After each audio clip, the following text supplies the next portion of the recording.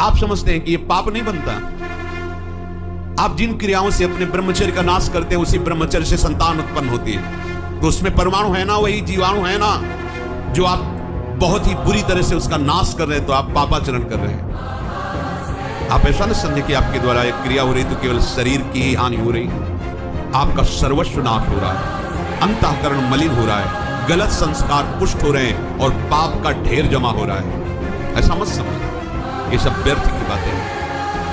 आपका अंतःकरण ऐसा मलिन होता चला जाएगा कि एक दिन आपको अंतःकरण से उपदेश मिलने लगेगा कि ऐसे शरीर का त्याग कर दो, किस काम का। ये हम उपासकों के मुख से सुनी हुई बात कहते हैं कि अब तो बस ऐसा लगता है कि आत्महत्या कर लें। पहुंचा दिया।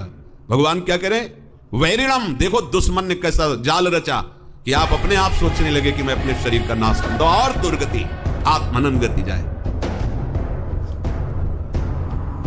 ये क्रम जब तक चलता रहेगा तब तक ये पाप कर्म रुकेगा नहीं। आप अपने क्रम को रोकिए। एकांत आपका बहुत पवित्र होना चाहिए, ध्यान दीजिए।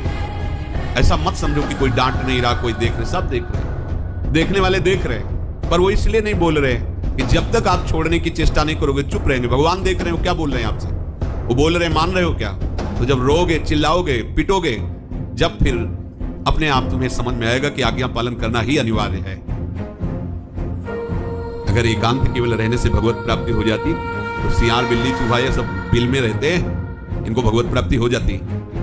मन को मार करके शास्त्र और सदगुरुदेव की आज्ञा में जिसने जीवन बलिदान कर दिया, जीवित मर जाए उलट आप में क्षमा, ये कोई खिलवाड़ समझते हैं परमार्थ का। जब तक गुरु आज्ञा का पालन नहीं तो जान ही नहीं पाओगे परमार्थ किसे कहते, केवल बकवास।